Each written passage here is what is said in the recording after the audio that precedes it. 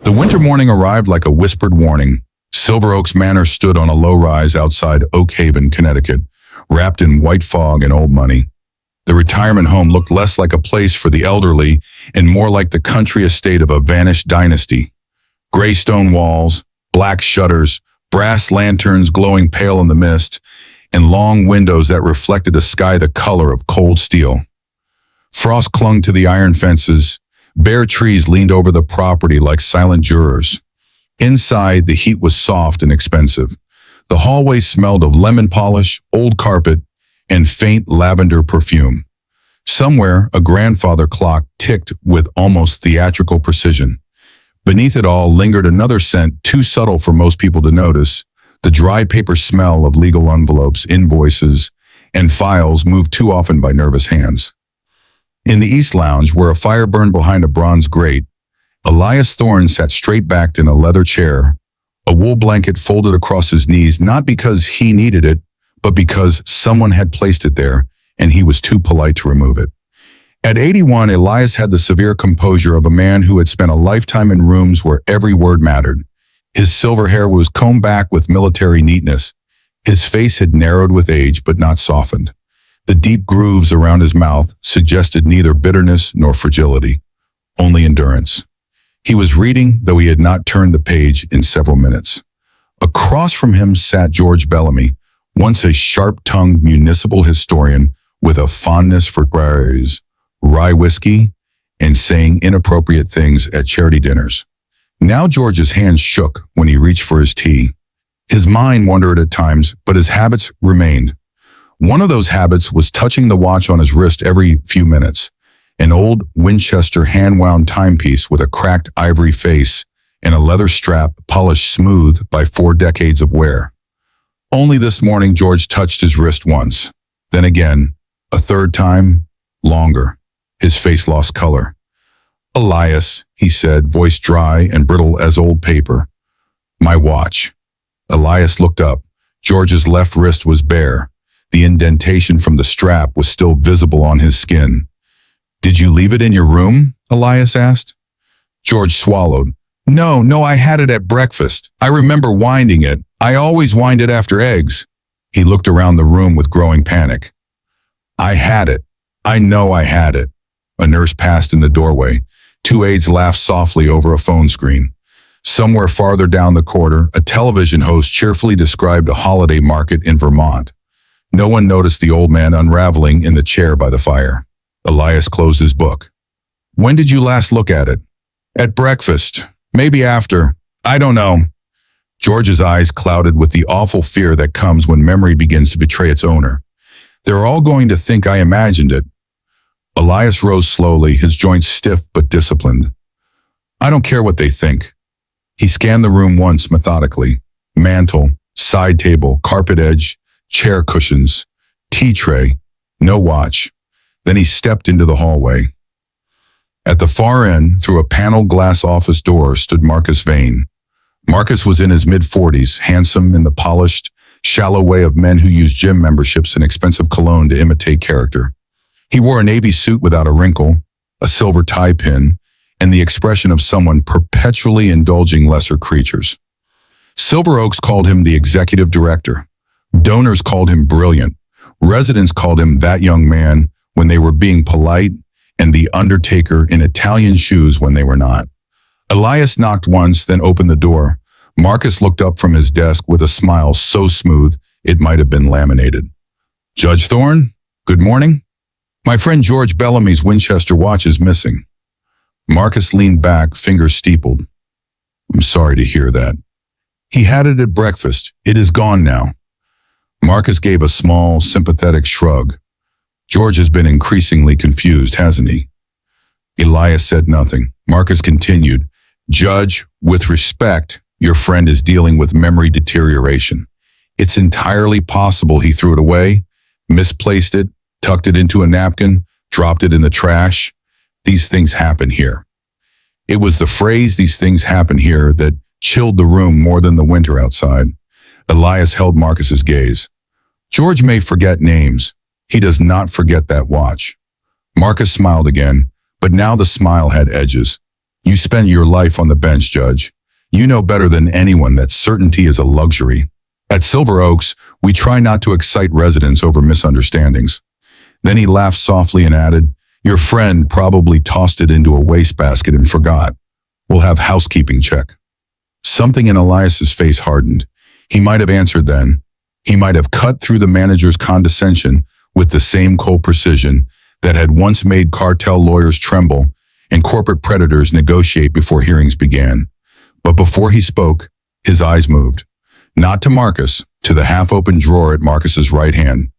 Inside, mostly hidden beneath a folder stamped Private Care Administration, sat a dark mahogany jewelry box. Expensive, recently handled. The brass latch gleamed. One corner of velvet lining was visible through the gap. Marcus noticed the direction of his gaze and closed the drawer at once. Too quickly. In court, Elias had spent 40 years studying tiny hesitations, involuntary movements, defensive hands, eyes that shifted a half-second too late.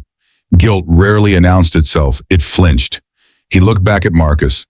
And in that instant, the fog outside, the missing watch, the rehearsed dismissal, the hurried drawer, all of it arranged itself in Elias Thorne's mind like the first pieces of an ugly but familiar pattern.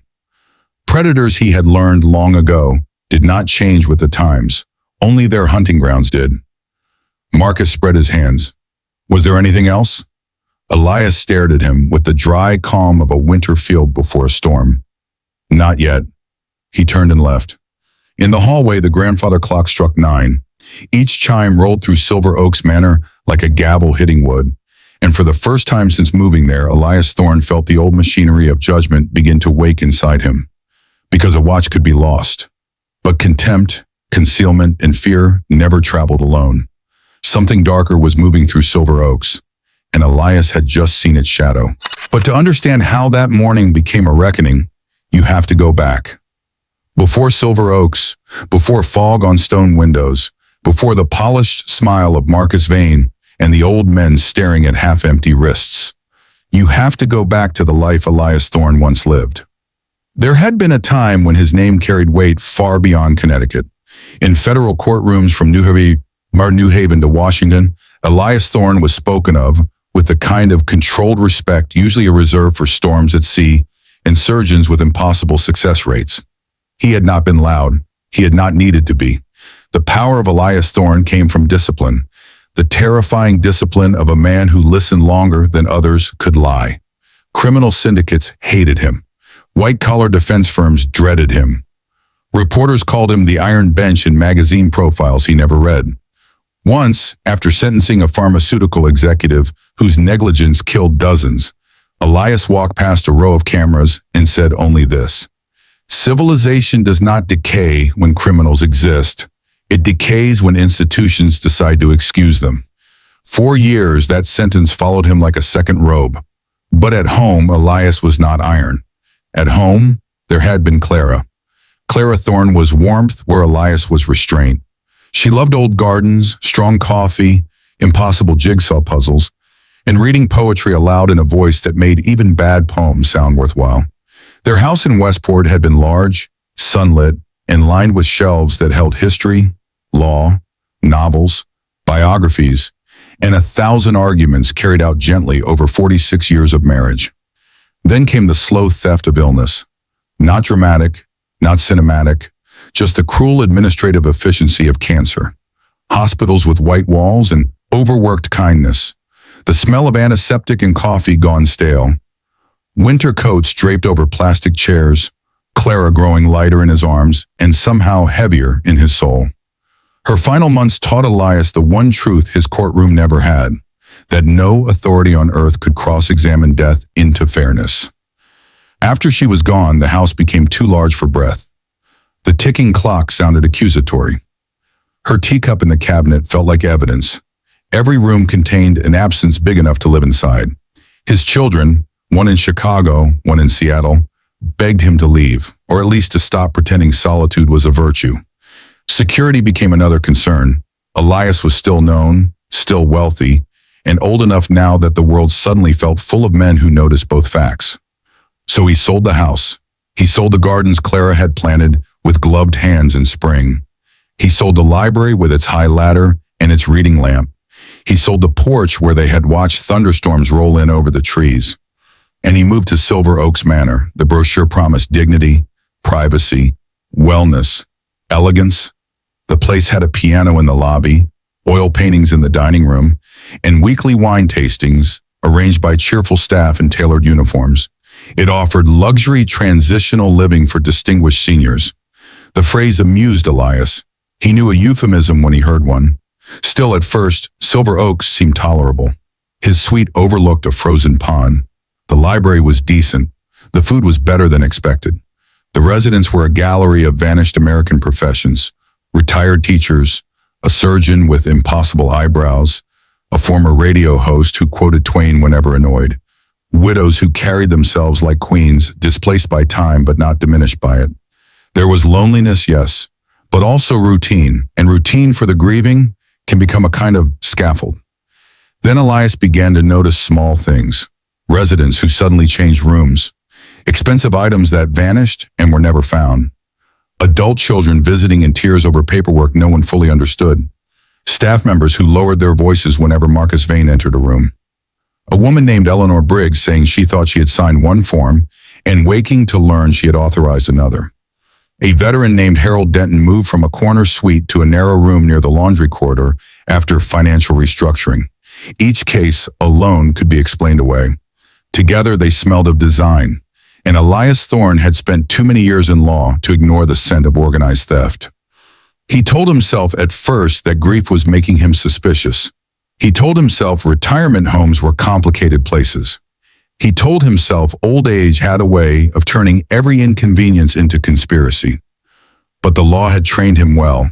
When unlikely events repeat around the same nexus of power, coincidence becomes camouflage. The morning George Bellamy lost his watch, the last of Elias's doubt died. The old judge looked out at the frozen Connecticut grounds that day and understood, with a clarity that made his pulse sharpen, that Silver Oaks was not merely a place where the elderly were being neglected. It was a place where they were being harvested. And somewhere beneath the soft carpets, piano recitals, and donor luncheons, greed had built itself a throne. Marcus Vane thought age had emptied the room of witnesses. He had no idea he had chosen to prey on a man who had spent his whole life dismantling polished lies. The library at Silver Oaks was the quietest room in the manor. It sat at the back of the building beneath a vaulted ceiling with dark beams and yellow lamplight. The shelves were real oak, not veneer. Leather chairs surrounded low tables scattered with magazines no one finished.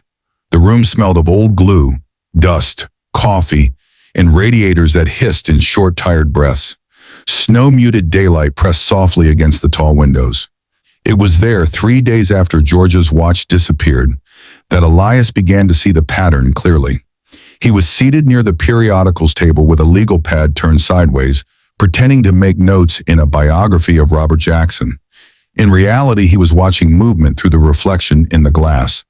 Margaret Linwood, age 76, former museum curator, had occupied Suite 2B since Elias arrived. It was one of the better rooms. Sun in the morning, fireplace, broad closet. That afternoon, 2 aides wheeled her luggage toward the west wing. Smaller rooms there, cheaper category. Margaret's face was blank in the way people go blank when they've been humiliated too often in too short a time. An hour later, Harold Denton followed. Then Eleanor Briggs the next day. Then a soft-spoken widower named Simon Kroll, who had once owned a chain of marine supply stores and now stared at documents as if they were instruments from another planet. Always the same story, a financial reclassification, a care restructuring, a family directive, a liquidity concern. Marcus always had vocabulary. Predators who wear suits usually do. That evening after dinner, Elias took the long corridor past administration. He walked with a cane he did not yet need because people underestimated what moved slowly. At the far end near the records room, a housekeeping cart sat unattended beside an overflowing waste bin lined with a fresh black bag. Shredded paper protruded from the top. Most people would have seen trash. Elias saw haste. He waited. A nurse passed, then an aide, then silence. He angled the bin toward him and, with 2 fingers, lifted several strips from near the top. Some were machine cut, others torn by hand. He slid them into the inside pocket of his cardigan and continued walking without breaking stride. Back in his suite, he locked the door. His rooms were neat to the point of ritual.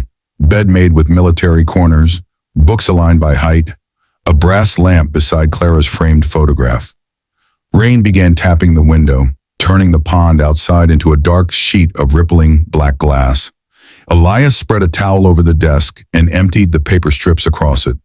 There were account numbers, fragments of names, partial signatures, a repeated phrase, durable power of attorney, another phrase on a torn corner, transitional asset protection transfer.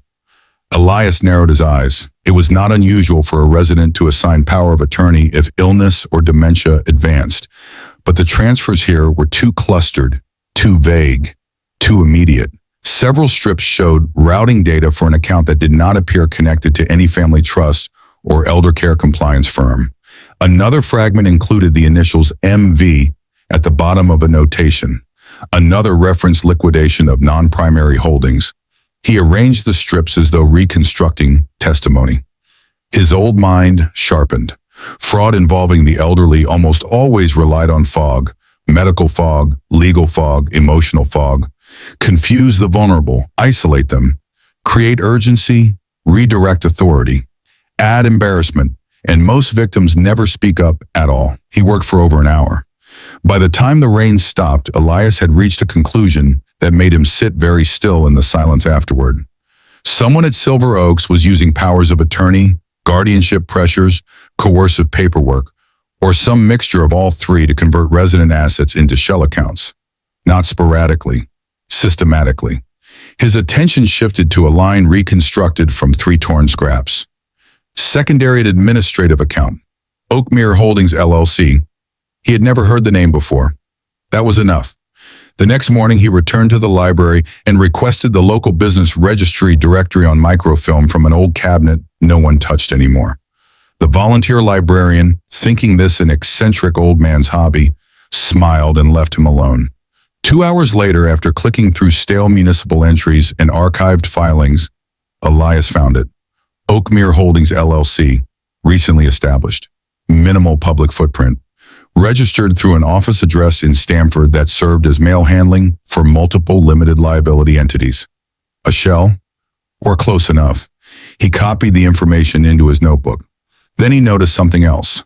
A resident file cart rolled past the library doors, pushed by a nervous young administrator named Daniel Pike. On top sat folders with bright red tabs. One slid slightly as the cart turned, and Elias saw the label. Bellamy George, Review, Cognitive Status. The folder beneath it, Briggs Eleanor. Asset Evaluation. The one below that, Linwood Margaret. Transition Authorization. Every folder belonged to someone who had lost something. A room, a possession, a right, a measure of dignity. Elias watched the cart disappear. The fire cracked softly in the library grate. From the hallway came the distant roll of Marcus Vane's voice. Smooth, agreeable, practiced. It floated through the wood-paneled corridor like expensive poison. Elias closed his notebook. He was no longer dealing with carelessness. He was dealing with a mechanism.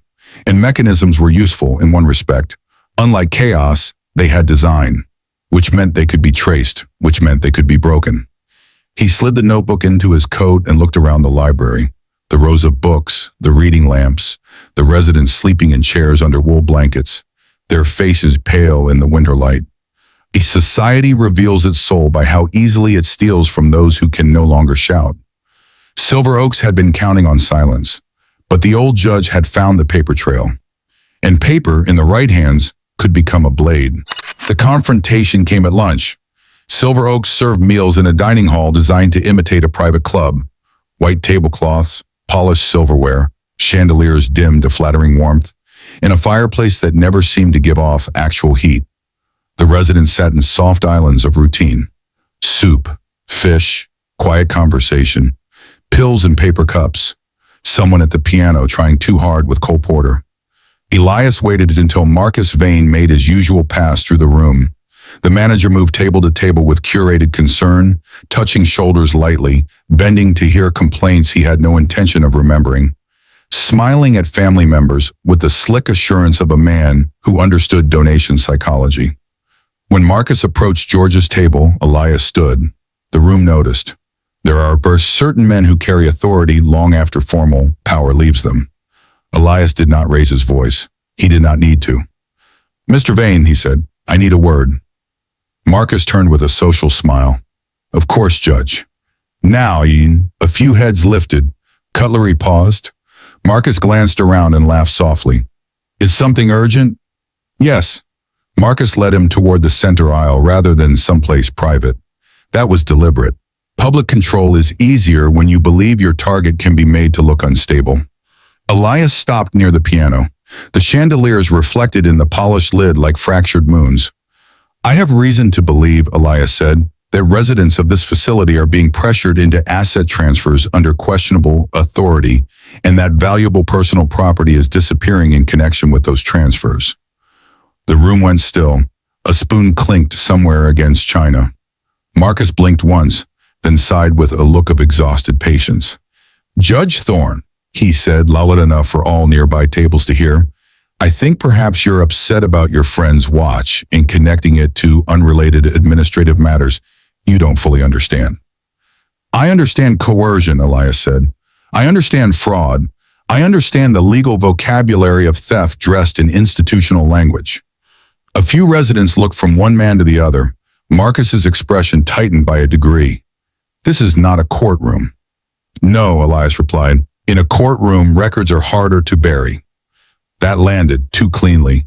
Marcus stepped closer. His cologne was sharp and expensive, citrus laid over cedar. "Elias," he said, dropping the honorific for the first time, "you are not on the bench anymore. You are an elderly resident in a care facility. If you're confused by paperwork, my staff can explain it. But alarming people with insinuations is irresponsible." Elias held his gaze. Marcus's voice sharpened. "And let us be honest, age comes for all of us.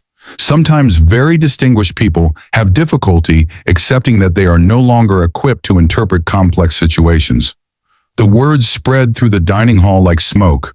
A humiliation performed in public has a special cruelty to it. It does not merely insult. It recruits witnesses. George Bellamy stared at his plate.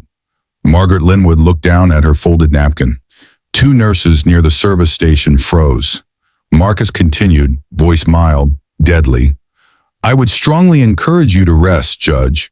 We've all noticed you've become increasingly preoccupied." Elias said quietly, "Is that a diagnosis?" Marcus smiled. "It becomes one if necessary." There it was, not just contempt, threat. The man was telling him, plainly and in public, that resistance could be rewritten as instability. Anyone who has ever seen the institutions fail the vulnerable knows this tactic. It is one of the oldest. You do not disprove the witness, you discredit him. You imply confusion. You administer concern like anesthesia. Marcus lowered his voice so only Elias could hear the next words. "Push this any further, and I'll have your children contacted with concerns about cognitive decline.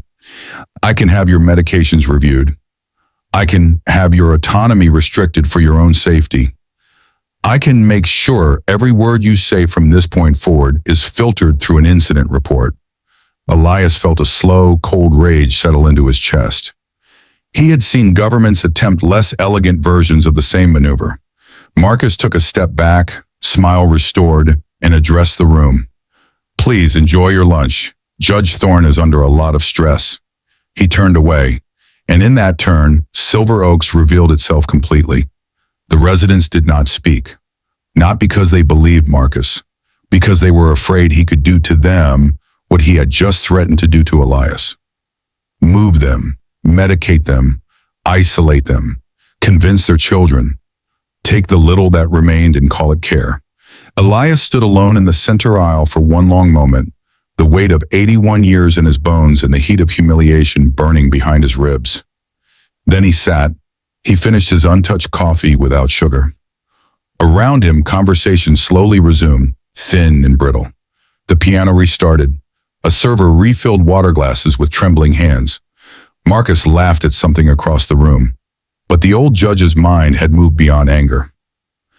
Humiliation, when survived, can become a clarifying thing.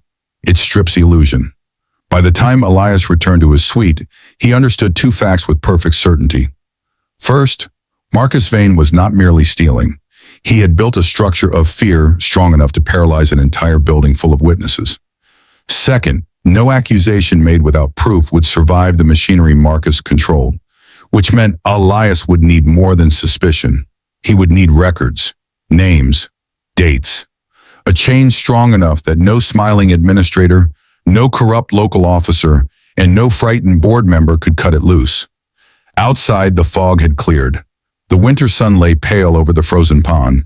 Inside, Elias removed his jacket, opened Clara's old fountain pen, and wrote one sentence across the top page of a fresh legal pad. When power hides behind caregiving, truth must enter quietly.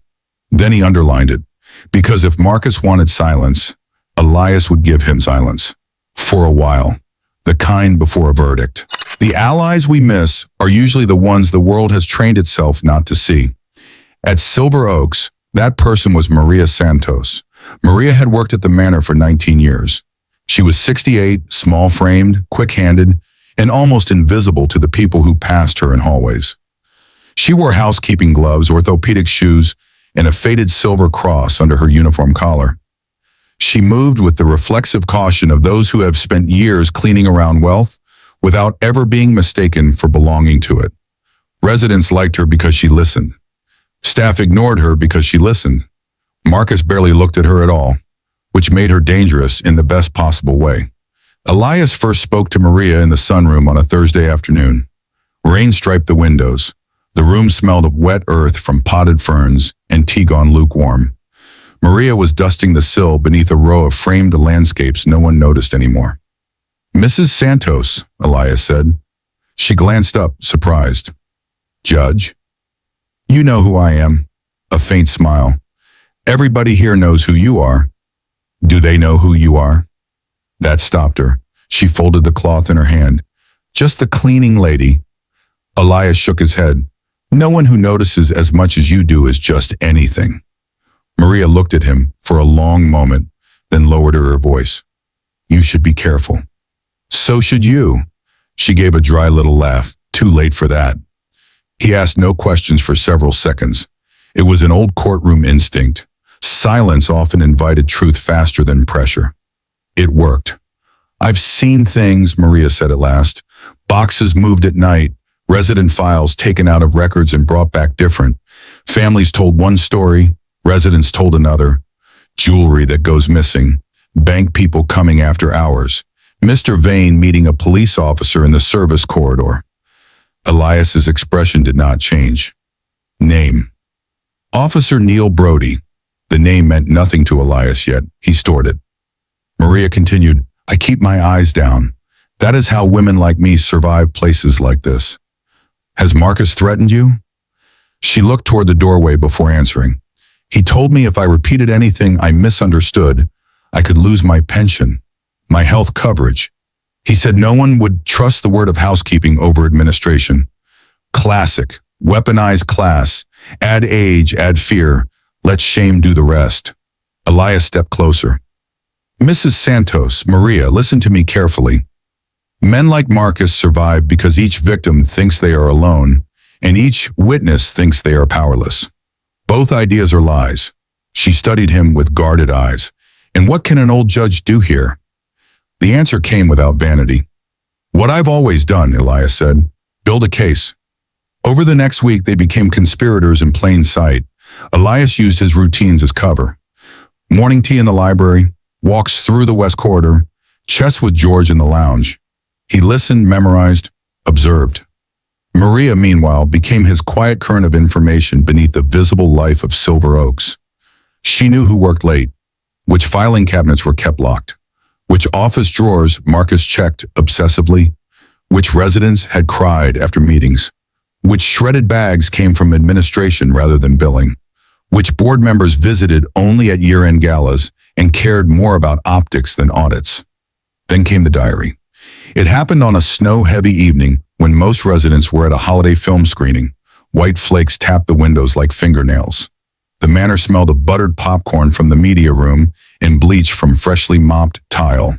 Maria was assigned to the executive wing. Marcus had left early for what staff were told was a donor dinner in Hartford.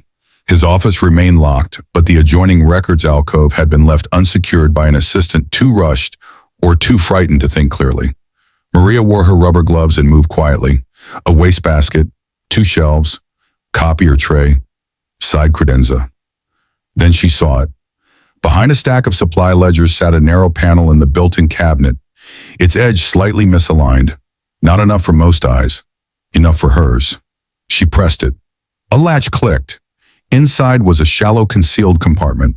Not dramatic, not full of cash, just practical. Like the habits of a man who believed himself smarter than consequences. There were envelopes, a velvet pouch, 3 flash drives, and a black leather notebook. Maria took only the notebook. Stealing all of it would have announced discovery. Taking one item invited delayed panic. She tucked it beneath the lining of her cleaning cart and finished her shift with her pulse hammering so hard she thought everyone must hear it. That night she brought it to Elias wrapped in an old dish towel. He closed the door, turned the deadbolt, and set the notebook beneath the lamp by Clara's photograph. The leather was warm from Maria's body heat. The corners were worn. The pages inside were dense with Marcus's sharp slanted handwriting. Transaction dates, resident initials, liquidated assets, transfer complete, family doc compliant, cognitive review expedited. Brody confirmed no issue. Moved to West Wing after signature. Bellamy, personal effects inventory pending. Elias went still, not because he was shocked, because organized evil is always worse when it is tidy. Maria stood near the door, hands clasped. Is it enough? Elias turned another page. There were columns of amounts, house sales, brokerage liquidation, jewelry valuations, insurance redirections, and at the back of the notebook, like a signature of arrogance, one line written in darker ink. They stop resisting when you convince them dignity is a privilege. Maria crossed herself. Elias closed the book very carefully. It's enough, he said, and his voice had changed, not louder, more final. Maria let out a breath she had probably been holding for months. What happens now? Elias looked out the window. Snow was swallowing the grounds. The manor lights glowed gold in the storm, making the place appear almost holy from the outside. But he knew better. Now, he said, we let him believe he has already won. Because truth in the hands of a patient mind does not rush. It waits for pride to open the door. And Marcus Vane, like every vain man who mistakes contempt for intelligence, was about to walk into a trap built by the very people he considered disposable. An old judge and a forgotten cleaner. Silver Oaks had never seen more dangerous allies. Greed is easiest to catch when you offer it exactly what it wants. 3 days after Maria delivered the notebook, Elias Thorne requested a formal private meeting with Marcus Vane. The message was relayed through administration and produced visible excitement among the upper staff. Even in places like Silver Oaks, wealth generated gravitational pull. Elias had sold his estate for an enormous sum years earlier and maintained substantial holdings. Marcus, of course, knew that. Men like him always knew where the money slept. The meeting was set for 6 in the evening in Elias's suite.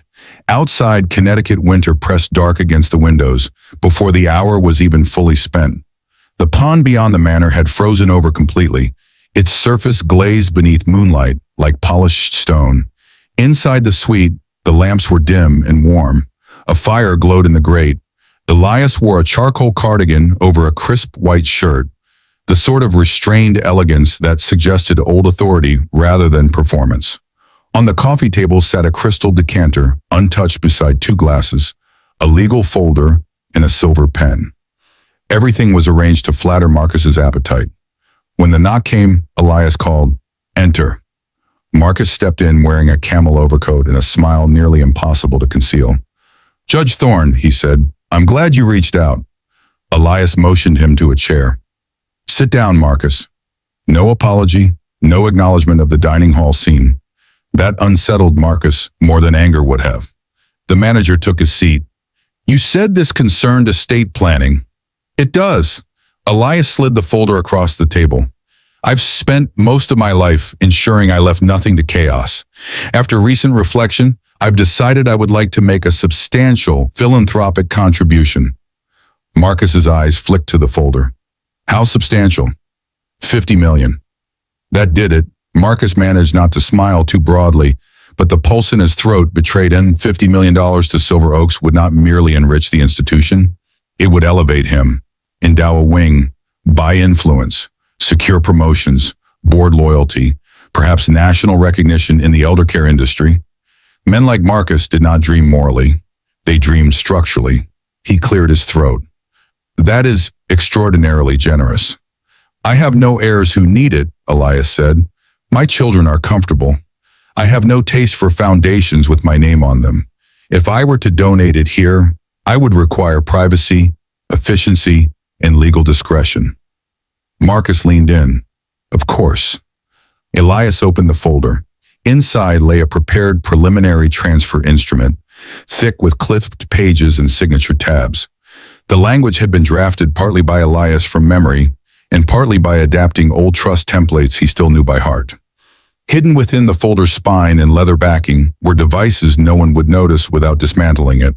A miniature voice recorder, a pinhole camera, and a live wireless transmission unit linked to an encrypted stream. Marcus had expected an old man with money. He had not expected a man who understood evidentiary chain of custody. Elias tapped the paper. I want the contribution routed discreetly. No advisory committee, no delay. You will oversee the process personally. Marcus lowered his eyes to the documents and began scanning. Most predators reveal themselves in moments of anticipated reward. The careful ones become careless not when pressured, but when gratified. This can be arranged, Marcus said, though for a transfer of this magnitude, I'd need to coordinate legal review, institutional acceptance, fiduciary structuring. I assumed as much, Elias interrupted, which is why I am entrusting it to you. The sentence landed exactly as intended. Marcus's vanity did the rest. For the next 20 minutes, they discussed procedures. Elias let Marcus speak. Let him recommend. Let him imply complexity. Let him construct his own illusion of control. At intervals, Elias asked the kinds of questions wealthy elderly clients often ask when frightened of being forgotten. Will this be permanent? Will it protect the legacy? Will there be tax complications? Will the institution remember who made the sacrifice? Marcus answered in soothing cadences. He was already spending the money in his head. Finally, he pointed to a signature line. We can begin with this authorizing instrument. It allows our internal legal liaison to prepare the final transfer packet. Internal, Elias asked? For discretion, efficiency, without outside review? Marcus smiled gently. Judge, outside review creates publicity, delay, family interference. If your intent is to preserve dignity and avoid unnecessary complications, the cleanest route is through our internal compliance channel. There it was. Pressure toward isolation. Speed. Control. Elias placed a hand over the folder. And if I sign this, what precisely do I surrender? Marcus hesitated only slightly, but enough. Administrative authority to initiate the transfer architecture. Meaning? Marcus's tone became almost patronizing. Temporary power of execution for this donation sequence. A softened phrase. Deliberately obscured. Legally dangerous. In simpler words, give Marcus control and trust him not to convert temporary authority into plunder. Elias nodded as if reassured. Then he picked up the pen, but before touching paper, he said quietly, Tell me something, Marcus. Marcus froze. When you look at this building, at its residence, what do you see? Yahase. The manager blinked, caught off script. I see people deserving comfort. No, Elias said, you see vulnerability. Marcus laughed, but it was thinner now. I'm not sure what this is. It's a test of honesty. Then I'll pass. Elias leaned back. I doubt that. And in the tiny silence that followed, vanity pushed Marcus toward the one sin all successful predators eventually commit. He mistook proximity to victory for immunity. He said low and smug, Judge, at your age, the difference between generosity and surrender is mostly paperwork. I'm trying to make this easy for you. Elias let the words sit between them. The hidden recorder captured every syllable. The camera watched Marcus's face in perfect angle from the leather fold. Beyond the walls of the suite, in another room, Maria monitored the signal on a borrowed laptop with trembling hands. And elsewhere, in private homes, studies, chambers, and one secure judicial residence in Washington, members of an encrypted group Elias had assembled years ago for retired and sitting legal minds began to receive a live notification. Elias Thorne has started a private stream. Marcus still did not know that. He only knew that an old man appeared ready to sign away a fortune, which meant he smiled again and slid the papers closer. Shall we proceed? Elias rested his fingers on the pen, and behind his eyes the trap closed another inch. A con man's favorite sound is his own confidence. Marcus Vane had it in abundance that night. By the time he left Elias's suite, he believed everything had gone precisely his way. The paperwork had not yet been fully executed, but he had secured enough preliminary language to justify the next phase of manipulation. More important, he believed he had reestablished his psychological dominance over the old judge. That was his mistake. Elias signed only the least actionable portions of the draft and insisted the final transfer documents be brought the following day. Marcus agreed, eager, controlled, nearly glowing beneath his composure. He rose, buttoned his coat, and offered Elias one last polished smile. You're doing something historic here, Judge. Elias looked up from the fire. So are you. Marcus mistook the sentence for praise. Minutes later, he crossed the West Service corridor, where staff elevators hummed and laundry carts lined the wall. The corridor smelled of bleach, steam, and heated metal. Fluorescent lights cast everyone in a tired gray tone that made truth easier to imagine and harder to deny. Marcus stepped into the alcove near the loading entrance and pulled out his phone. He didn't know the camera in the folder had already captured enough.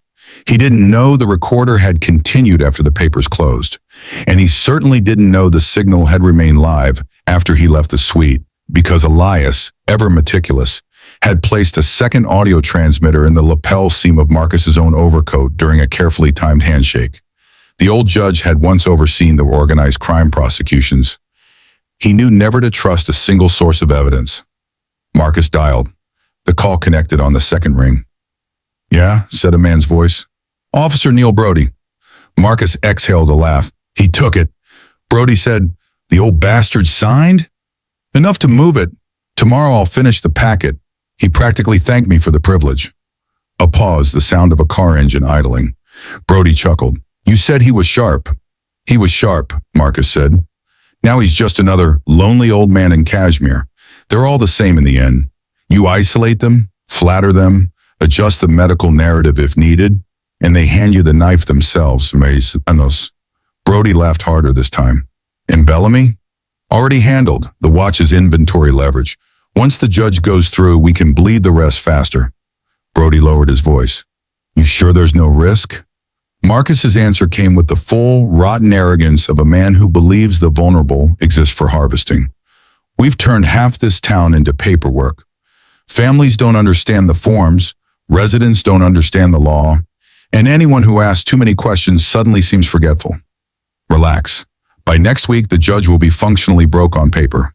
By next month, he'll be in supervised status if he keeps talking. He laughed again. Then came the sentence that sealed his life shut. Honestly, Neil, we've stripped people with more fight than him. This one just had a famous title. In Elias's suite, a small red indicator blinked on a receiver box hidden beneath an Afghan blanket. Audio confirmed. Clear. Perfect. But the real blow was still coming. Across multiple secure devices, the private stream Elias had initiated earlier was still active. Retired appellate judges, former federal prosecutors, a respected elder law scholar from Yale, 2 ex-colleagues from the Second Circuit, and among them, quiet behind a dark screen from Washington, a current associate justice of the Supreme Court of the United States, an old friend from Elias's years in federal service. They heard everything, not as rumor, not as affidavit, not after the fact, live, unvarnished. By the time Marcus ended the call, the legal architecture of his collapse had already begun assembling itself in the minds of people who understood exactly what they had heard. Back in his room, Elias sat in the low firelight with his hands folded over his cane. Maria stood near the desk, one hand pressed to her mouth. "Did we get enough?" she whispered. Elias looked at the waveform moving across the laptop screen. Enough to indict, enough to audit, enough to dismantle everyone attached to him, if they are traced properly. Maria's eyes shone with disbelief and fear, and something else beneath them. Hope. On the laptop, the private feed began receiving short, secure messages. Preserve originals. Do not alert local authorities first. Federal jurisdiction may attach if interstate transfers or elder exploitation can be shown. I know an FBI contact in New Haven. Elias, call me immediately. One message arrived last from the Supreme Court Justice, who had once argued constitutional procedure with Elias until 2 in the morning over bourbon and cold steak in Georgetown. You still build the best traps in America. For the first time in weeks, Elias allowed himself the smallest trace of a smile.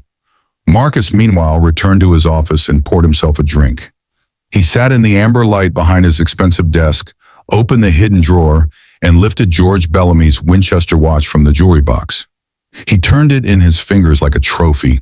The room smelled of whiskey, leather, and triumph. He had no idea that his voice was already on its way into federal channels.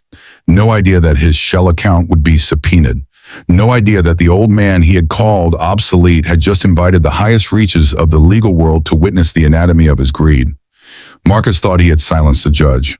What he had actually done was wake one. And now the final act no longer belonged to him. It belonged to the law. Silver Oaks Manor hosted its annual Winter Legacy Gala 3 nights later. The event was designed to reassure money. The ballroom glowed beneath crystal chandeliers. Evergreen garlands wound around the staircase banisters. A quartet played near the fireplace while donors, board members, residents' children, and selected guests moved through the room with glasses of sparkling wine in hand. Waiters in black vests floated by with trays of crab cakes and miniature tartlettes no one old enough to live there truly wanted. At the far end of the room, a large projection screen displayed a tasteful slideshow. Smiling residents in the garden, charity luncheons, art classes, the phrase honoring a lifetime of distinction in gold serif letters. Marcus Vane was in his element. He wore a black tuxedo, white pocket square, and the expression of a man already composing his next career move. He shook hands with trustees, touched elbows with local dignitaries, charmed anxious families, and accepted compliments on Silver Oak's exceptional management with rehearsed humility. No one in that ballroom knew the FBI was already on the road. No one except Elias. The old judge entered alone. He wore a dark suit that fit him as if discipline itself had tailored it, a silver tie, and his old overcoat draped over one arm. His posture was upright, his expression unreadable. Those who noticed him assumed he had come to make peace, or perhaps to lend prestige to the event through mere attendance. Marcus spotted him near the back and smiled with private satisfaction. The MC, a local news anchor with lacquered hair and overly bright vowels, tapped the microphone. The quartet faded. Applause rippled politely through the ballroom. After introductory remarks and donor recognition, Marcus stepped to the podium. He spoke of compassion, excellence, community, stewardship. He spoke of the sacred duty to care for those who had built America. He spoke in that soft, sincere cadence fraudsters borrow from clergy and campaign ads. Then, with theatrical warmth, he said, "Tonight, we are especially honored to have among us one of the most distinguished legal minds in this nation's history. Judge Elias Thorne has been a treasured member of our Silver Oaks family." Scattered applause, Marcus continued. "Judge Thorne, would you care to join us and say a few words?" It was meant as a display. A domesticated old lion brought briefly to the stage. Elias rose. The room watched him walk to the podium. The cane touched the floor with a measured rhythm. Wood, carpet, wood, carpet. Nothing in his face suggested anger. Nothing suggested frailty either. He reached the microphone and adjusted it slightly downward. For a moment, he said nothing. The silence settled over the ballroom like snowfall. When he finally spoke, his voice was low, rich, and utterly controlled. "Good evening," the room answered with polite smiles. "I have spent much of my life," Elias said, in rooms where appearances were weaponized. Courtrooms, boardrooms, campaign halls, places where polished men explained with perfect confidence why the vulnerable should surrender one more right for the sake of order. Several guests exchanged glances. Marcus's smile thinned. Elias continued, Silver Oaks Manor presents itself as a sanctuary, a haven for those who have given enough of their lives to deserve peace. And perhaps for some it has been that, but for many others it has been something else. He turned slightly, looking not at Marcus first, but at the residents seated along the front tables. It has been a place where confusion was cultivated, where shame was managed, where age was treated not as dignity, but as opportunity. Now the room was silent enough to hear ice clink in abandoned glasses. Marcus stepped forward. Judge, perhaps this isn't... Elias raised one hand. Once, in federal court, that gesture had ended arguments from men who billed $3,000 an hour. It still carried force. No, Elias said, you have spoken enough. Then he reached into his coat and drew out a slim remote. The projection screen behind him flickered. Gone were the smiling residents and donor slogans. In their place appeared scanned pages from Marcus's black leather notebook. Dates, amounts, initials, transfer notes, comments, asset lists. Gasps moved through the ballroom. Marcus's face drained. Elias did not raise his voice. He didn't need to. These are records maintained by Mr. Marcus Vane, he said, documenting the coercive diversion of resident property, financial accounts, personal valuables, and institutional authority for illicit private gain. Marcus lunged toward the stage. That's fabricated. The screen changed. Audio waveform, timestamp. Then Marcus's voice filled the ballroom speakers, crisp and unmistakable. They're all the same in the end.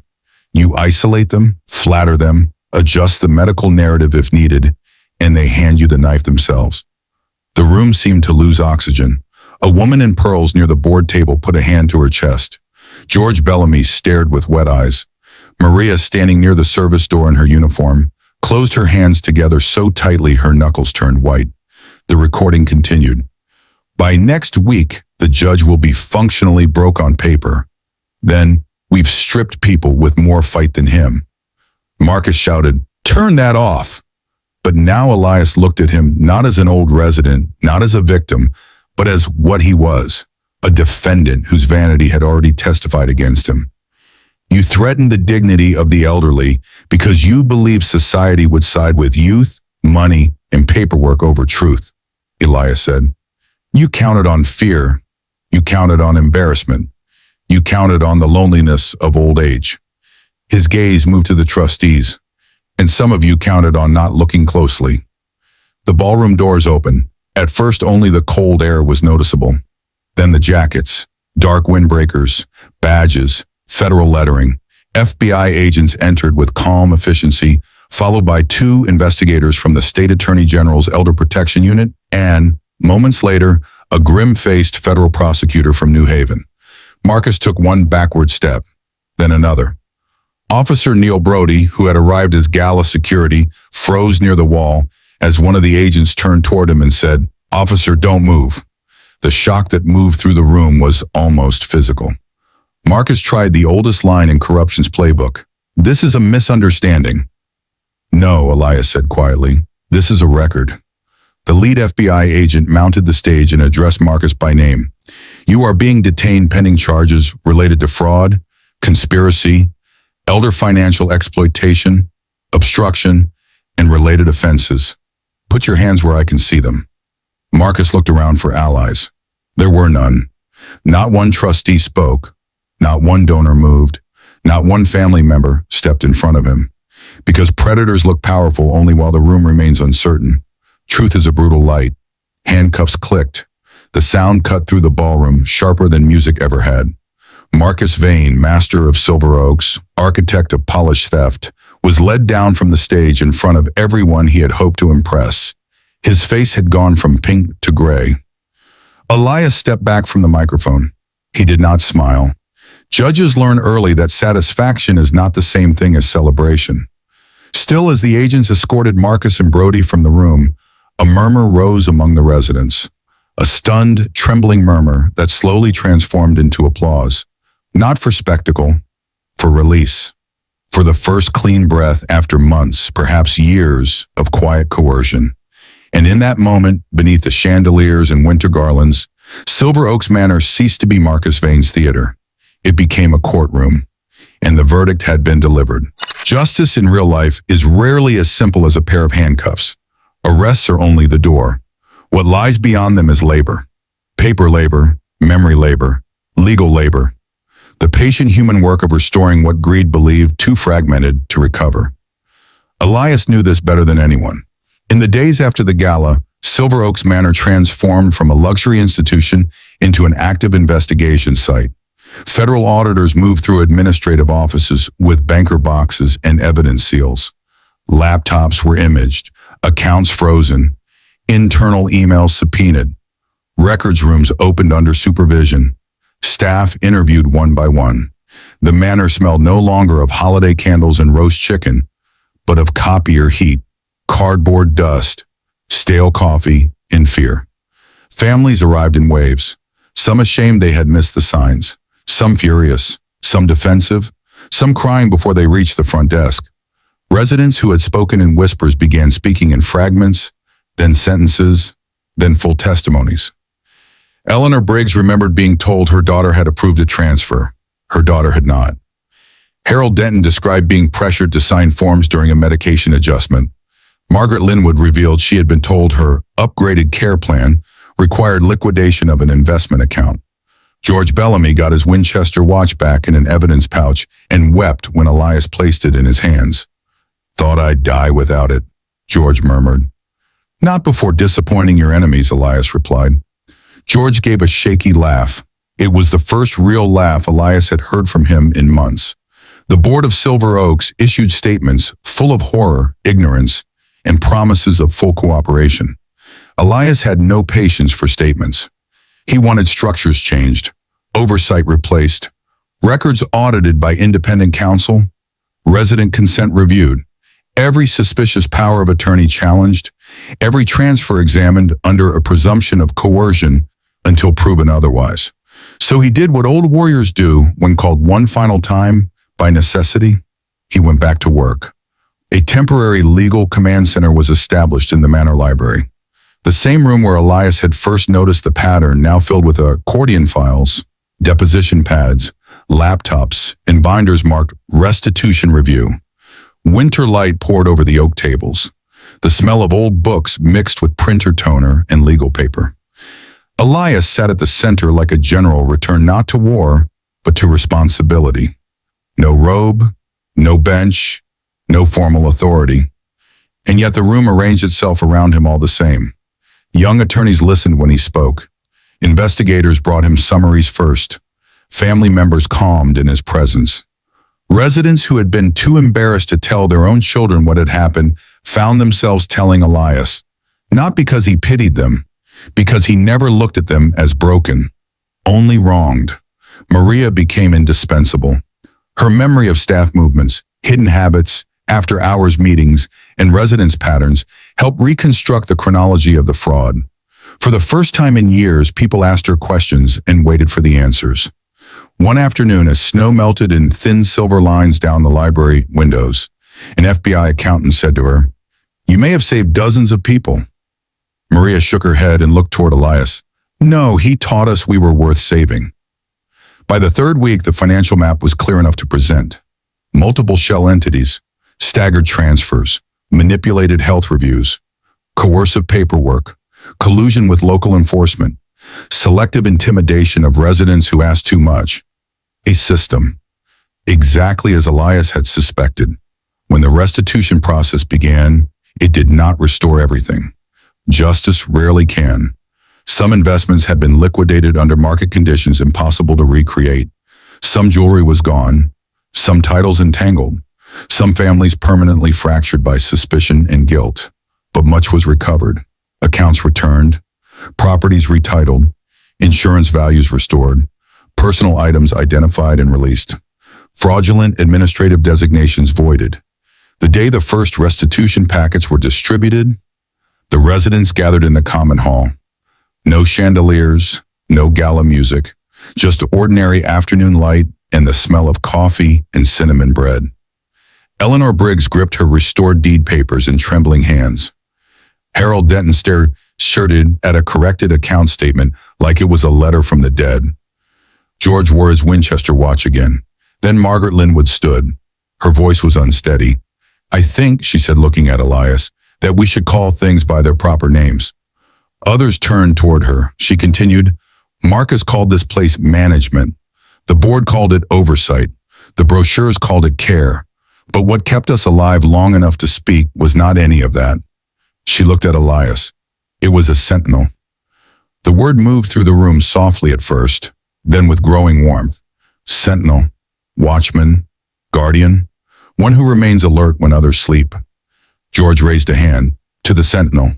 The others echoed it, not loudly, not theatrically, but with the deep sincerity of people who had been made to feel disposable and had now been reminded they were not.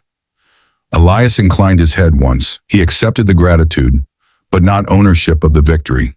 Because he knew truth no one in power likes to say aloud. Justice is almost never the work of one heroic person. It is the work of enough brave people refusing to stay isolated. An old judge, a cleaner everyone ignored, a few frightened residents who found their voices, a handful of legal minds who answered the call, a record too clear to bury. That was the real verdict. Not simply that Marcus Vane was guilty, but that the people he tried to erase still existed, still mattered, and could still force the world to account for what was done to them. And that, perhaps, is the deepest form of justice there is. Spring came slowly to Connecticut. The ice on the pond behind Silver Oaks dissolved first at the edges, then all at once in a dark, glassy surrender. Buds appeared on the maple trees. Rain replaced snow. The frozen hush that had wrapped the manor all winter gave way to bird song, damp earth, and the sweet smell of thawing grass. By then, Elias Thorne had already decided to leave. Not in defeat, in completion. Silver Oaks would survive, reorganized under court supervision and new leadership. Maria had accepted a senior resident advocacy position with full benefits and, after much insistence from others, her own office with a window. George was mending. Margaret had reclaimed her room. The library no longer held fear in its corners. The place did not need a judge forever. It had needed one long enough. Elias purchased a modest farmstead outside Litchfield, a white clapboard house, a red barn weathered soft by time, a stone path leading to a porch just wide enough for morning coffee and evening thought. There were apple trees at the edge of the property and a field that sloped gently toward a creek. Nothing grand, nothing performative, only space. Space for quiet that belonged to him. On the morning he left Silver Oaks, the residents gathered in the front drive beneath a pale blue sky. No speeches had been planned, which meant several happened anyway. George complained sentimentally. Eleanor cried without apology. Harold shook Elias's hand as if sealing a treaty. Maria hugged him once, fiercely, then stepped back, wiping her eyes with the heel of her palm. "You'll visit," she said. "Yes," Elias answered. "And you'll make sure they don't become foolish again." Maria smiled through tears. "That I can do." His driver loaded the last box into the car. Before getting in, Elias looked back at the stone facade of Silver Oaks Manor. In another life, perhaps, it would have remained merely a place where old people waited politely for the world to forget them. Instead, it had become the site of one final service in the career of a man who thought he had retired from duty. Duty, it turned out, had not retired from him. At the farmstead, the first nights were strange in the way all freedom is after confinement. The house creaked honestly. Wind moved through the trees without institutional restraint. The kitchen smelled of coffee and cedarwood instead of disinfectant and policy. Elias unpacked Clara's photograph first and placed it by the front window where morning light touched the frame. Some evenings he sat on the porch wrapped in a blanket and listened. Crickets, water over stone, branches shifting, a screen door ticking back into place after opening. These are small sounds, but after a season spent detecting predation in whispered corridors, they felt like mercy.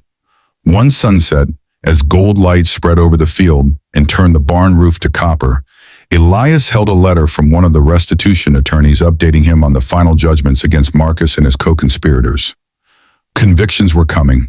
Assets had been seized. Additional victims beyond Silver Oaks were being identified. He folded the letter and set it aside. Justice was moving. It always moves slower than grief, slower than theft, slower than lies. But when tended by patient hands, it moves. A breeze crossed the porch. It smelled of grass, damp wood, and apple blossom. Elias leaned back in his chair and looked toward the horizon. He thought of Clara, of the courtroom, of George's watch, of Maria's gloved hands passing him the black leather notebook, of Marcus Vane standing beneath chandeliers as the truth he had mocked filled the room. And he understood something perhaps he had always known but had never needed to say aloud. Strength is not the loudness of youth. It is not wealth. It is not status. It is not a body untouched by time. Strength is endurance with purpose. It is the resilience of a life well lived, the discipline to stand when humiliation tells you to sit, the clarity to see through polished cruelty, the moral courage to act even when the world has started speaking around you instead of to you. Old age, Elias thought, is not silence. It is compressed thunder. And when the world mistakes that silence for surrender, it reveals only its own ignorance. The last light faded across the field. Inside, the house was warm. Outside, evening gathered. And on that quiet Connecticut porch, the old judge sat not as a relic, not as a patient, not as a man the world had outgrown, but as what he had always been, a sentinel. One final thought remained, simple enough to outlast all the legal language, the indictments, the applause, and the pain. Justice has no age, and the silence of an elder is not always defeat. Sometimes it is only the stillness before the storm.